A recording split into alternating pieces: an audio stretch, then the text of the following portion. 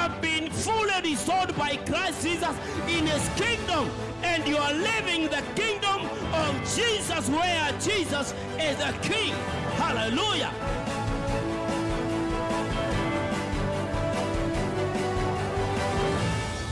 It's my prayer that God Almighty, you are going to erase every stain in our hearts.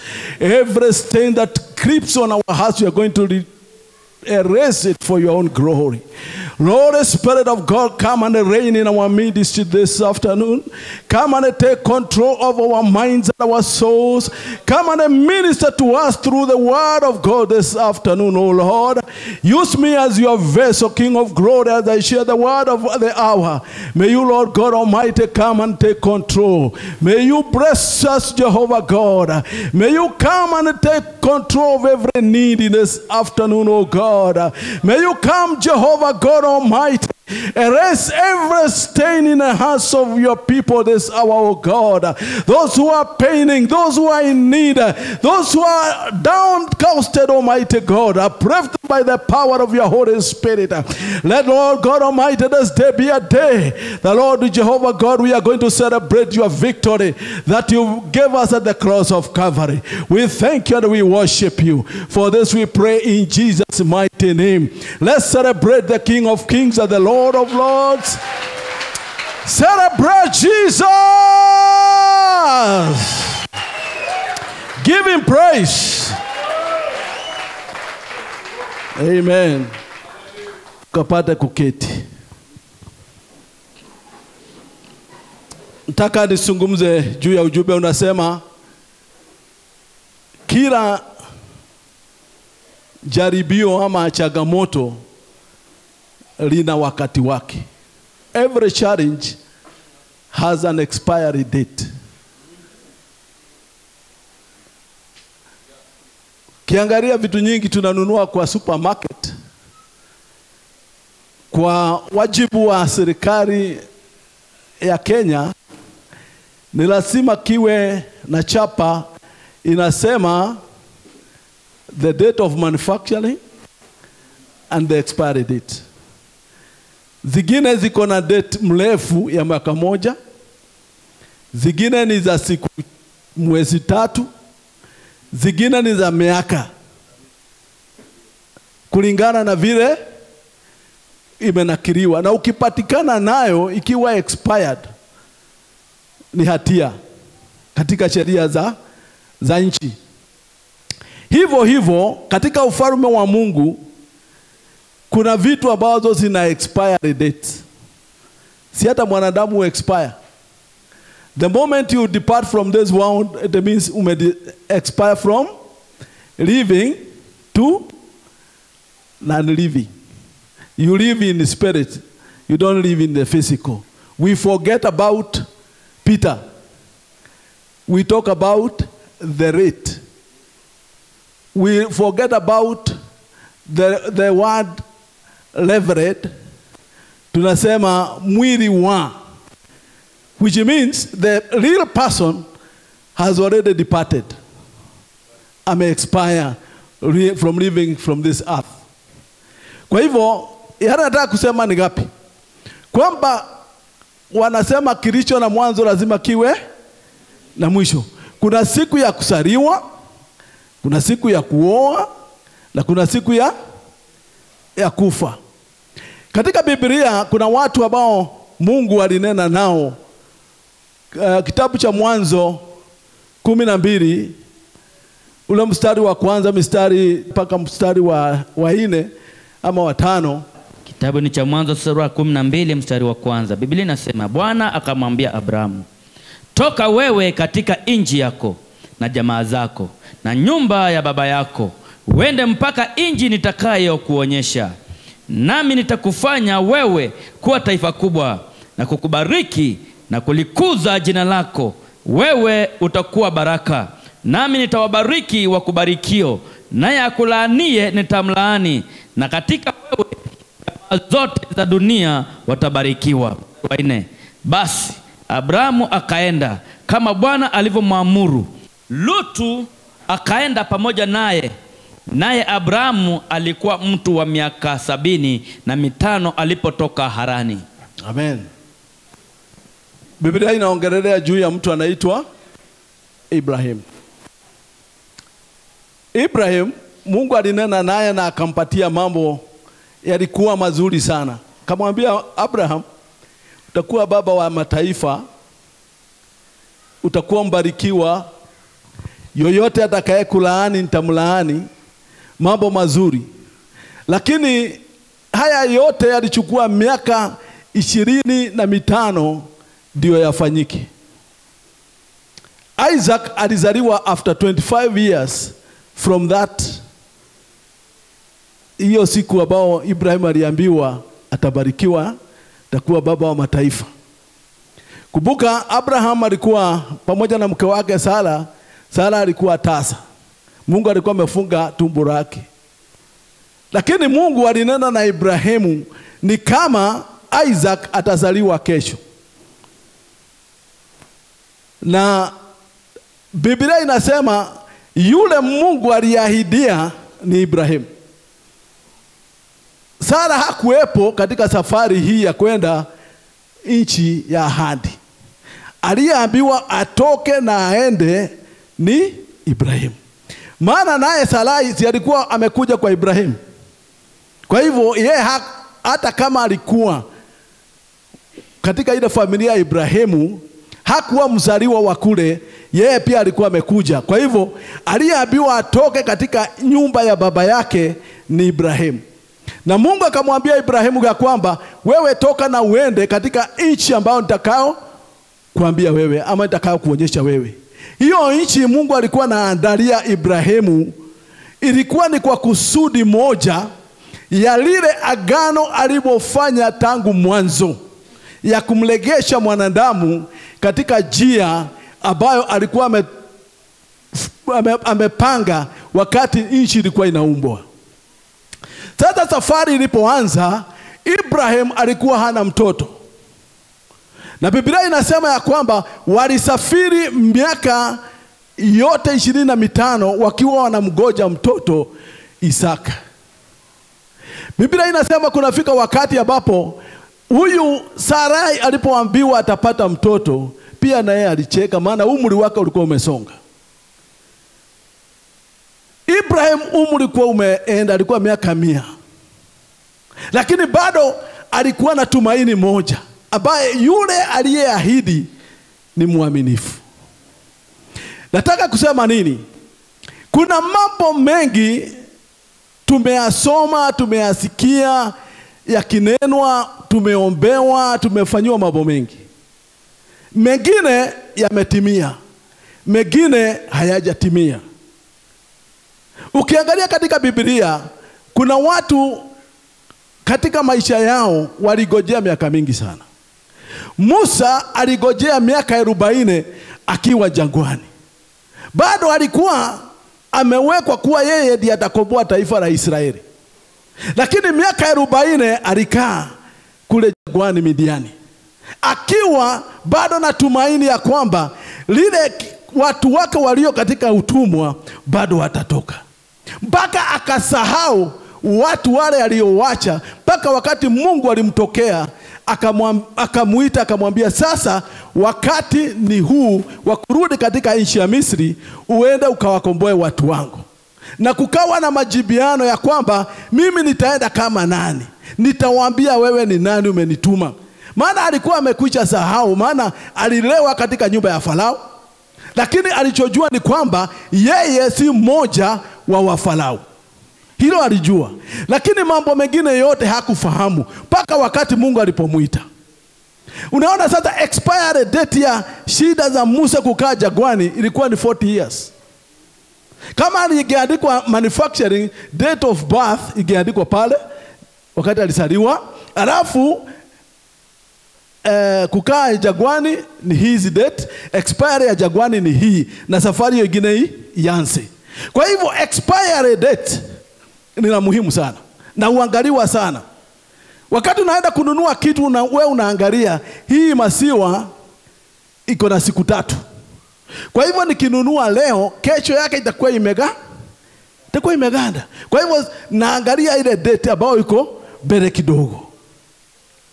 Katika maisha ya mwanadamu kuna mambo ambayo hufanyika ya kwamba mengine yanaweza expire leo, mengine yatakuwa ni ya next week, mengine yatakuwa ni ya mwezi moja, mengine yatakuwa ni mwaka, mengine ni miaka, kadri ya vile Mungu ameipanga. Kuna wakati shida nyingi zinakuja ama changamoto nyingi zinakuja, unashindwa ni kama, je, hizi kweli nitaweza kuzipitia? Hizi ambazo mimi nitaweza kudhibiti? Lakini katika zile changamoto kuna expiry date.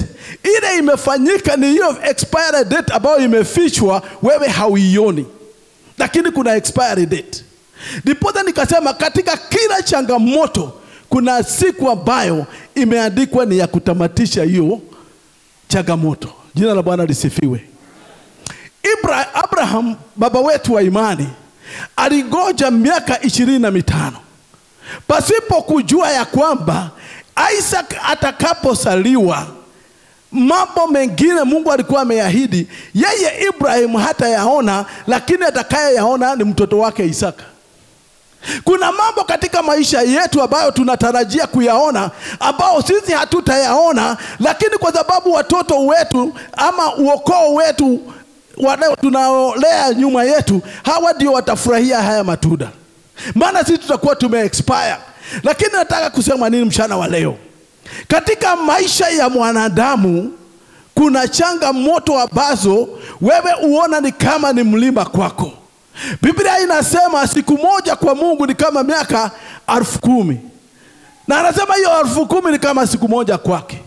Kwa hivyo kwa Mungu unaweza kuona changamoto kubwa, lakini kwa Mungu anaona ni kama the next minute. Musa alipofika kwenye ziwa la bahari la Shamu, aliona mambo makubwa, ziwa liko mbele yake, wafarao wako nyuma, watu wakaanza kulalamika. Wakamuuliza Musa, hata kama hungekuwa na akili mzuri, kule jangwani tulipotoka Misri, si kaburi zilikuweko? Na mbona ulitudanganya kwamba unatukomboa? Yani tunaona the challenge was, ulikuwa unatupeleka wapi? Afadhali tungelikufia kule, maana kule tungesikwa. Hapa ni nani atakayetusika? That was the challenge. Lakini hawakuelewa kwamba the expiry date of them being in the hands of the Egyptian ilikuwa inafika mwisho. Hawakuona hayo, waliona Red Sea na wafarao nyuma. Musa akiwa hapa, hata yeye mwenyewe akachanganyikiwa, akashindwa sasa njia iko wapi? Lakini Mungu akamwambia Musa, tafadhali ambia watu watulie, waone utukufu wangu. Kuna wakati wa kutulia, kuna wakati wa kulia, na kuna wakati wa kufurahia, maana ulichokuwa unaombea, ulichokuwa unalilia kimefika mwisho na kimetamatishwa. Jina la Bwana lisifiwe. Wakati Musa aliwaambia wasimame imara wauone utukufu wa Mungu, aliwaambiwa nyoshea haya maji unayaona, nyosha mkono wako. Si uko na vibo ya Musa? Basi nyosha, guza maji. Biblia inasema maji ikatengana.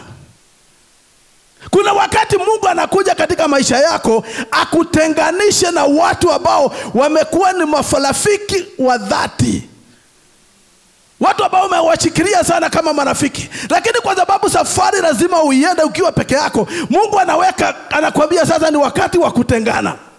Unatenganishwa na watu ambao, ama unatenganishwa na shida ambazo ulikuwa umezizoea.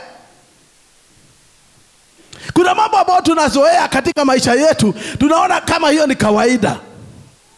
Unajua zamani ugerara jaa, ungeona ni kawaida.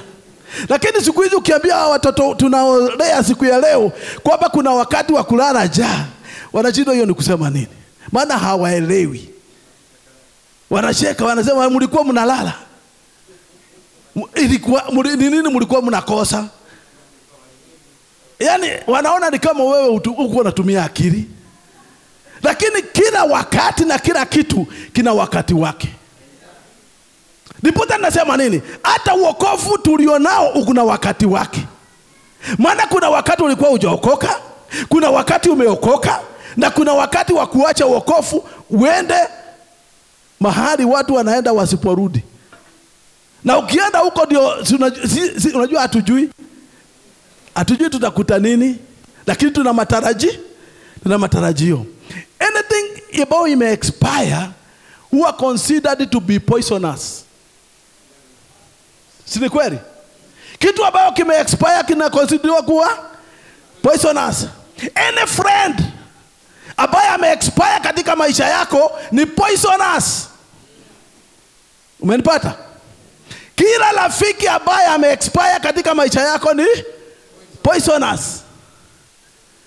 Na ujue kitu poisonous ukichukua ukijua ni poisonous kitakuua. Ama kitadhuru maisha yako. Na sana ni kuua. Dhambi ni poisonous. Maana ime expire. Si uliokoka. Ukamwambia Bwana Yesu, njoo kwangu. Ingia ndani ya moyo wangu. Nisafishe. Nataka kuwa kiumbe kipya. Ukishasafishwa alafu uikubali tena inakuwa poisonous. Maana ina chembechembe za sumu. Hivyo in anything that we live in this world, chochote ambacho tunafanya katika ulimwengu wa sasa, iwe ni doa, iwe poisonous, ama iwe ime expire, ukiona mtu ambaye mmekuwa na yeye kwa safari na kuna mahali imefika amekusariti na anataka murudiane, anakuambia nataka niombe msamaha, mpatie msamaha, lakini uwe macho. Hiyo ni kweli. Uwe macho. Uwe unamwangalia, usimwangalie. Sasa usimchukue kama yule rafiki, mchukue kama mwingine ambaye amesamehewa, lakini ni wa ako. Sio vile ulikuwa umembatia. Unajua kuna watu tunapatiaga our inner, tunaongeaga nao the deep things in our hearts. The people you share your problems.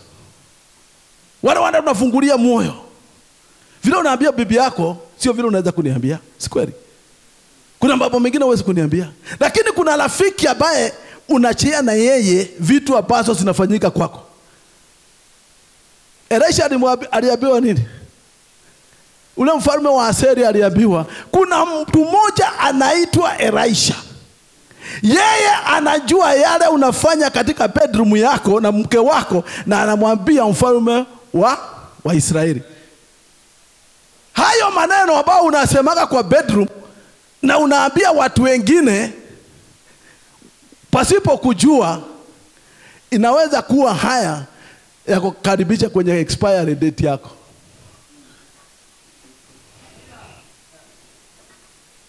Kwa nini? Ibrahim alifanya jambo moja. Alimbeba Rutu, ambaye alikuwa ni mtoto wa ndugu yake. Walibebana na yeye na hakuitwa. Hakuna mahali Rutu aliitwa katika hii safari yote. Actually mahali anatajwa kwa shida. Anatajwa kila mahali, anatajwa ni shida. Wakati alipata mali, alisahau aliyemuita waende pamoja na yeye, akaanza furugu. Tugawane nchi ni yetu. Nani alikwambia ni yako? Ibrahim akamwambia, kijana, hatutapigania hii mali. Aliyeniita anakusudi. Wacha tugawane, wewe nenda chagua mahali unataka kwenda, na mimi nichague mahali nataka. Siku ya kuexpire ya Rutu ilikuwa imefanya nini? Imefika. Na Mungu hangefanya jambo katika maisha ya Ibrahimu wakiwa ameandamana na huyu mjamaa. Hakuna. Ukumbuka siku walipotengana, naye Mungu akamrudia Ibrahimu akamwambia, Ibrahimu, sasa kumbuka agano letu tulipoagana na mahali pale. Alimpotezea miaka 25 kwa sababu amebebana. Kuna watu unaweza beba katika maisha yako wakupotezea wakati wako wa kubarikiwa katika dunia hii. Wewe unalaumu hata hiyo maombi haifiki. Sijui nimefunga. Si maombi shida. Shida ni wale umebebana nao. You have carried the long luggage. Na umeweka stika kwamba hii bado ni sehemu yangu. Utaki kuachilia. Let go. Bwana asifiwe sana. Achilia ifanye nini? Wewe hakuna mahali wewe umeitwa mwokozi.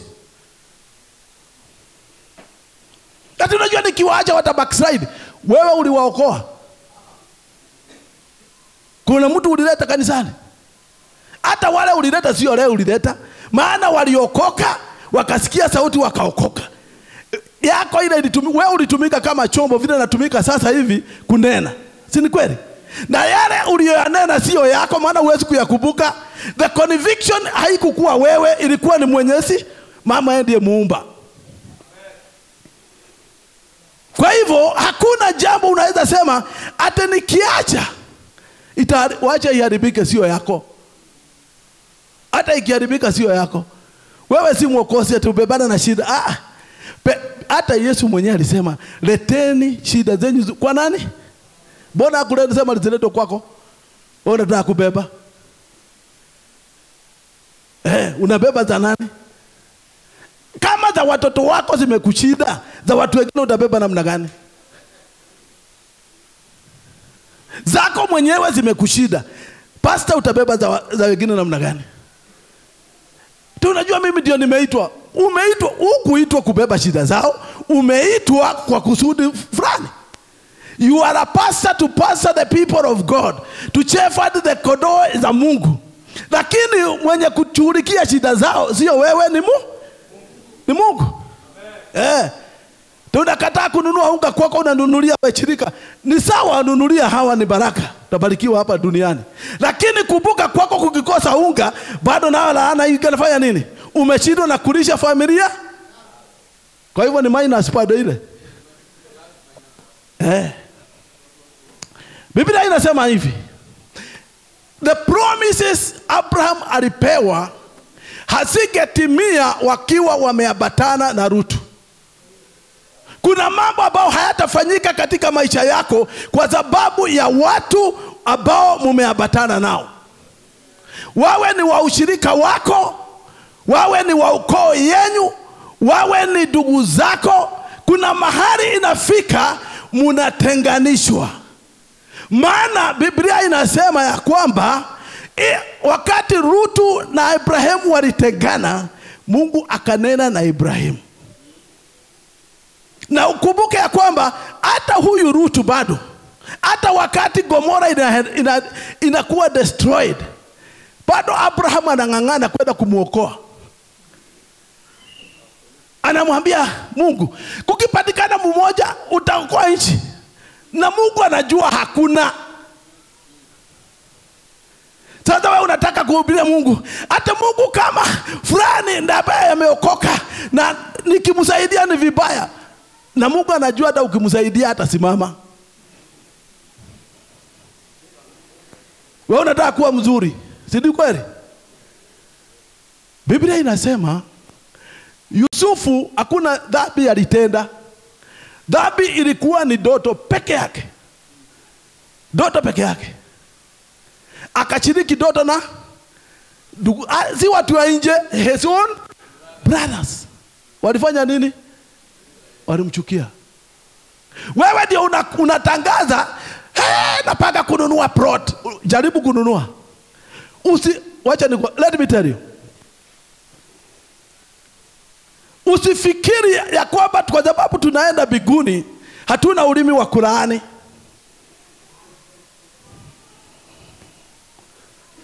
Hatuna. Mungu, the only person who does not curse ni Mungu.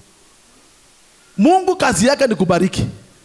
Wenye kulaani ni wanadamu. Soma Biblia vizuri. Hakuna mahali Mungu alilaani watu.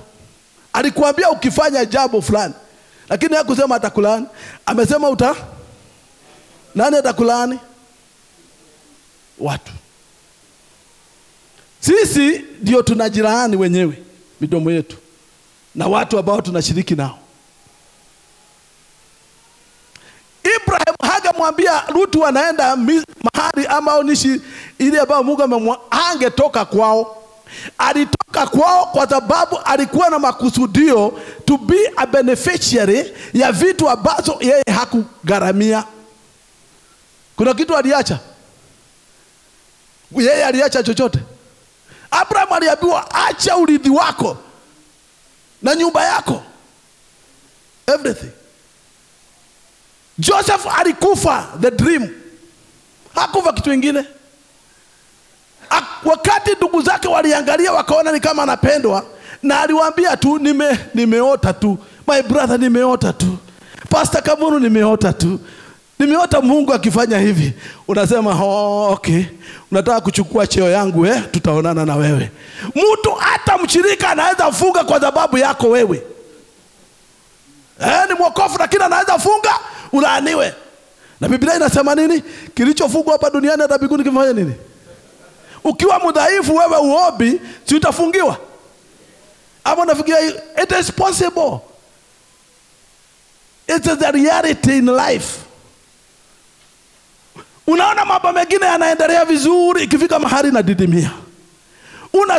Unazunguka. Musa alizunguka na wana wa Israeli another 40 years pale jangwani. Katika mlima Herod, Mount Herod. Si ni kweli? 40 years wakizunguka tu, wanazunguka tu, na hawaoni kwamba wanazunguka, maana wanaacha hii pande hii ikiwa kafu, wakifika pande ile mvua ilinyesha kukawa na mazao. Kwa hivyo wanafikiria they are still moving. Kumbe hawaendi 40 years. Plus ile ingine 40 years jangwani, hiyo ni ngapi? 80 years. Na ile alikuwa amekaa kwa Farao ilikuwa ni ngapi? 40 pia, hiyo ni ngapi? Ni 1. Na wewe unasema ati haiwezekani. It is possible. Musa ndiye alikuwa ametenda dhambi? Ni nani alitenda dhambi? Si ni hao watu?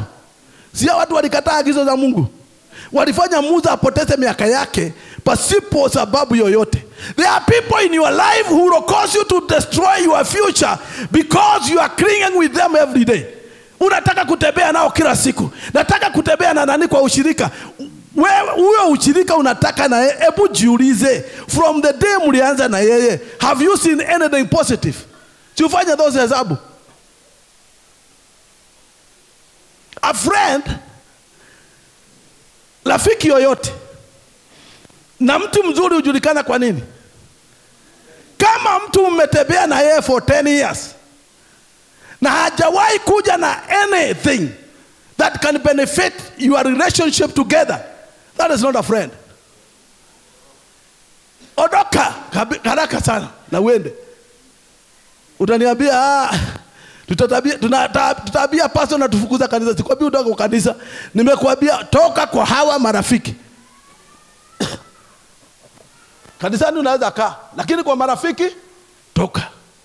Because anything that is not good, anything that has not brought anything in your lifetime is not worth keeping. Na unasema mimi ndio, you know, I'm the only one available. Hata Elijah alisema hivyo. I'm the only one left. Akaambiwa Elijah, hii ufalme si yako. What you are thinking is far beyond your mind. Elijah, tafadhali, niko na wengine 100,000 hawajafanya nini? Hawajainama. Wewe haja nikusaidie, nikupeleke kwa mjane ukae huko, ukale huko na unywe. After that, come and anoint my servant, one of those who the 7,000 who will take up the mantle. Wewe unanitaka kuniambia that you are the one. You are not the only one. Wewe, you are not the only one. It does not mean ya kwamba usipofanya yale watu wamekuambia ufanye ati wewe umekuwa mbaya. You better be bad than being nice to be used. Unajua hivyo? Unajua kuna watu wanakuwaga available in every meeting. Kila mkutano ukiitwa, that man nataka kuwa chairman. Mtu fulani anakuwa proposed kuwa chairman. Una take up the charge. Mimi ndio chairman. Wewe unafikiria unafanya vizuri sana. Lakini kwa watu hauna ladha. Watu wanasema ni ule tu ni nani chairman ni fulani. You have been known. Watu wamekujua. You are only available because you have nothing to. Wewe unafikiria unafanya mambo mazuri kuwa chairman, lakini wanajua ya kwamba you are only available because you wanted the title chairman. Hata nani alikuwa anahubiri leo? Ni fulani wa fulani. Nilijua tu. Because you are ladha yako imeisha. Lakini wewe hujui, wewe unafikiria wewe ni uko na ladha. Yesu did some things which were very spectacular. Yesu hakuenda kwa kila sinagogi. Na Yesu hakuenda kila mahali. Alikaa duniani, unataka kuniambia for all those time alikaa. Hakukuwa harusi nyingine isipokuwa ile ilikuwa Kana of Galilee. Hakukuwa nyingine. Hakukuwa. Mbona hakuenda? Wewe ndio unaendaga zote. Chairman.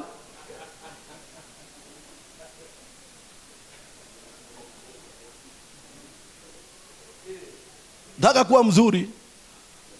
Lakini watu walirespect Yesu because alikuwa principled. Yesu hakutangatanga kila mahali. Wakati wake ambao ana withdraw, anaenda kuomba. Wewe because you are so much involved. Wewe ndiye chairman wa hii. Baada ile wengine uko secretary. Wakati wa kuomba atakuombea familia yako hakuna. Your time is spent doing other things. Hata kwako kukibomoka hakuna kitu unaweza fanya. What can you do? You are not there. Tulifika saa 3 ya usiku, watoto wamelala. Saa 5 ya usiku, tumetoka kwa mkutano. Kweli. Umejitolea. Hakuna kitu hapo. It doesn't count. Maana kwako kuna bomoka ukifanya mambo that are not beneficial. Lakini unajua tunasema unajua tumeokoka. Kuokoka ni one thing. Going to heaven is another thing. But we have a responsibility of bringing up a godly sibling. Jina la Bwana lisifiwe. Joseph walimweka kwenye shimo. Alifanya dhambi gani? What did he do wrong? Na yeye ni kutumwa, baba yake ndiye alimtuma. Pelekea watu chakula. Enda ukajue vile wako. Lakini baada ya kufika hapo wanamweka kwenye, na ni kwa sababu ya Ruben ndugu yake aliona kabla hakuna haja ya kumwaga damu. Tuaje tumweke hapa Mungu achurike na. But let me tell you, because expiry date ya kukaa na ndugu zake ilikuwa imefika. That was the only way ambao Mungu alikuwa ameweka kwamba hata ni wakati wa kuwatenganisha. Some of them will be painful to separate. Mengine itakuwa ni very painful to separate. Maana lazima it'll cost you. Itakugarimu. Na kitu ambao kinakugarimu lazima kitazaa kitu cha maana. Wakati Joseph alipoenda katika nchi, aliuzwa kwa Wamidiani. Walipompeleka hawakumpeleka kwa nyumba za kawaida, wampeleka katika nyumba ya Potifa ambao alikuwa ni mtumishi wa Farao, ofisa mkubwa. Kwa sababu gani? Kusudi la Mungu la ile ndoto litimie. Na kusudi la Mungu lazima ligetimia kulingana na utengano wa hawa watu. Wakati unatenganishwa, mengine ni painful, mengine atakukwasa, mengine atakugwarusa, utabaki na scars. Na utabaki na scars za rohoni. Mtu alikufanya kitu na unasema huyu alikuwa rafiki wangu kabisa. Huyu tulishiriki naye kila kitu. Lakini anakuja kukubetray the last minute. Unabaki kuwa unaumia moyoni. lakini that is the plan of God. Iwe ni siku ya expiry ya hiyo relationship, wewe uende njia zako, kama vile Ibrahimu na Lutu walitengana, akaambiwa wewe nenda kwako na mimi niende kwangu, tukutane mbele huko kama tutakutana. Haikuzuia Ibrahimu abarikiwe. Biblia inasema alipotengana akasema wewe nenda mahali unaona kuna rotuba, wacha mimi niende milimani kule kuna ujanga. Lakini huko ndio Mungu alikuwa ameandaa baraka zake Ibrahimu. Jina la Bwana lisifiwe. Nikimalizia ni kwamba Daniel aliwekwa kwenye tundu la simba kwa sababu gani? Did he do anything? Alifanya chochote baya? Kuomba tu. Na akasema mimi sitainamia nini? Mfano. Akasema it better be known, ijulikane ya kwamba who I am. Mimi sio chairman wa kawaida. Hata Yesu hakujulikana kwamba ni Yesu, ilijulikana wakati alipofika pale msalabani. Wakasema hakika huyu sio mtu wa kawaida. Hata kama tulimemzurubisha, hatukusurubisha mtu wa kawaida. Huyu hakika alikuwa mwana wa Mungu. Jina la Bwana lisifiwe. Because aliprove ya kwamba akiwa msalabani kulishikana masaa mangapi? 3, kukawa na giza. Hata ng'ombe na kila kitu kikarudi nyumbani. Maana the creator of the creation was on the cross. Amen. So when the time comes for you to separate, just realize the creator, the beginner of the good things, is still on the throne. Na ndio tukaiba tukasema Jesus took it all. He paid everything at the cross. He carried the burdens at the cross. He carried your pains at the cross. He carried your shame at the cross. He has the final say. He has the expiry date carrying with himself, and he already put a rubber stamp ya kwamba yameisha. Hiyo ndio alisema ya kwamba it is over. It is over. The expiry date is already written. It is put on the cross, and they nailed it on the cross. Akasema it is now finished. You are still clinging. Wewe unang'ang'ania kubeba, lakini Yesu alisema nini? It is finished. Remember this. The only thing that came in the life of Peter and Jesus Christ himself was the storm. That is the only thing came between them. But what happened? Even when Peter saw the storm, what did he say? Master, I am doing what? Ninazama. Maana alijua the creator of the storm is within. Na ndio alianza kumwambia Yesu, kama ni wewe niambie. Wewe unataka kwenda kwa bishop? Wewe unataka kwenda kwa prophet? Unataka kwenda kwa rafiki yako? The one who called you is faithful. Peter, had he not seen Jesus, angezama kweli kabisa. Na alijua ya kwamba this person ambaye ameniambia nije, he can rescue my faith. Si ni kweli? Kuna mambo mengine hatuhitaji kupelekea watu. Wewe unang'ang'ania kupelekea watu mizigo yako. Peleka kwa Yesu mwenyewe. Bwana Petro hakugeukia waliokuwa kwenye merikebu. Si kulikuwa na wanafunzi kwenye merikebu, na walisema wewe kiberebere umesema unataka kwenda, enda basi tuone ukienda. Akakanyanga hatua ya moja, ya kwanza, ya pili, ya tatu, akaona mawimbi, akaogopa. Maana naye alikuwa anataka kuonyesha ushujaa wa kutembea kwenye maji. Because it was a golden opportunity. When God gives you the golden opportunity, use it. Wewe unang'ang'ana na watu wakikuangalia, tunasema wananiangalia. Wacha wakuangalia ukiendaga. Wambie leo, I'm not available to be the chairman of your committee. I'm very busy in prayer mountain. I will not be available for the next 2 months. I will not be available, because you are not called for that. You are called to propagate the kingdom of God. You are born to bring up a godly seed. Wewe unang'ang'ana kuwa na mikutano. Sawa tu. They are good. For your own good. You will get a name. Na utajulikana. Lakini kuna mambo mengine utabidi kung'ang'ana nayo uyatoe. Kumbuka ya kwamba at the Red Sea, where there was a separation, the Pharaoh was left on the dry land to be a witness when he goes back to Misri, to where he came from, to say, surely those people were with God. What they said is true. I have witnessed it with my own eyes. You will be a witness. When you separate, you will always testify of where the Lord has taken you from. You will always speak of the things that God has done. You will always say, surely the day I separated, this is the day I began to see the fruit of my labor.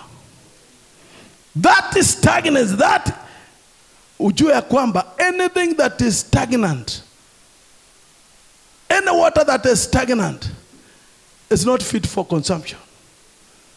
Sini kweli? That is where the mosquito breed.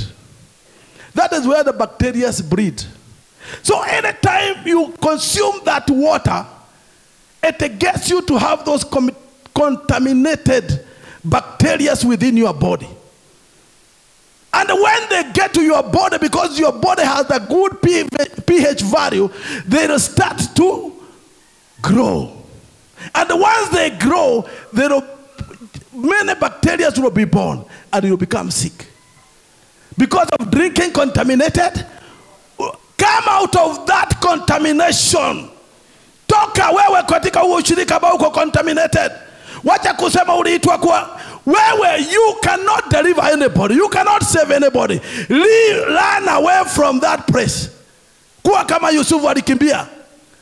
He ran away, literally. He had the opportunity. He had the ability. He had the strength. He had everything that was required to cool down the Potiphar's wife. But he said, no, no, no, no, no. I am called for a greater assignment than this.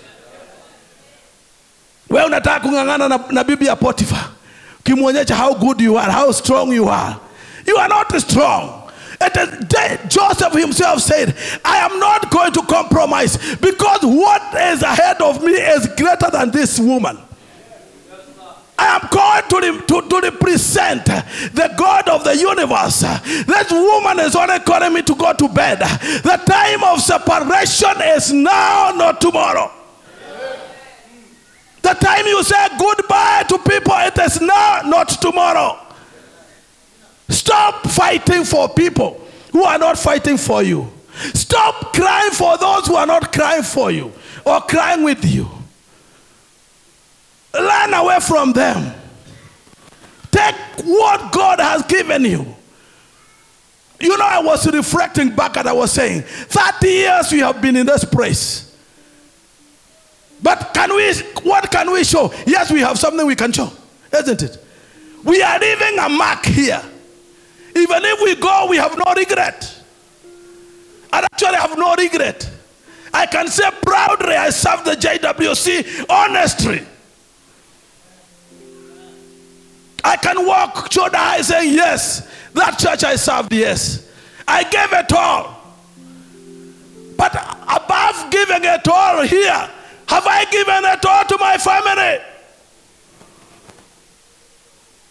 That is the only legacy. When you die, what shall we say? What shall we write about Elder Wachira? We don't see and say, well, Elder Wachira was good. Yes, he was good. Was he good to his wife? Can Mama Mommy stand and say, surely I have missed the husband. I have missed a companion. I have missed a person who had walked with me. That is the biggest challenge in life. That is what you leave behind. That is what you carry with you to the grave. That people will come and say, surely we are burying a hero. We are burying a person who stood for the truth. We are burying a person who stood for his family. We are burying a person who fought for his children. We are burying a person who never compromised in his faith. Are you ready to go to the den of lion? Are you ready? Are you prepared? If it is told today we are going to go to the, how many of us will stand? How many of us are going to say, surely I can go? As we lift our hands, just know one thing. Anything that you have was paid for. Anything that you are carrying on is paid for. There is only one person who paid it all for you. You have nothing of your own. Somebody sang and says, this world is not my home. I am just but passing through. You have nothing to boast in this world. What you have is borrowed time. You better utilize the borrowed time doing what is right in the eyes of God. I don't know, he paid it for you.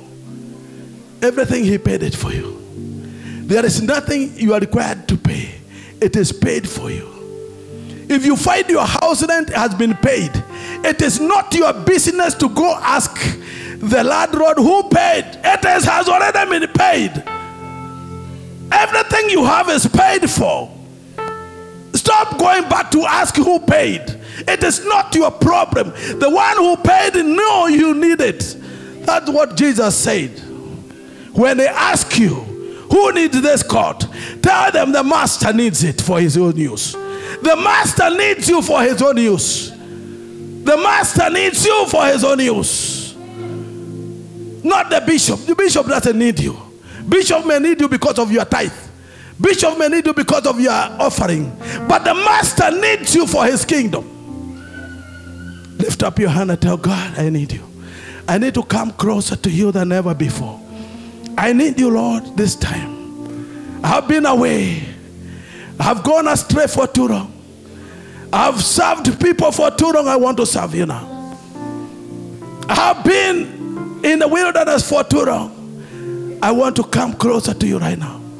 Show me the way out of this wilderness. Show me the way out of this fellowship. I have stagnated for years, for 12 years. Show me the expiry date that I may read it, that I may cross over.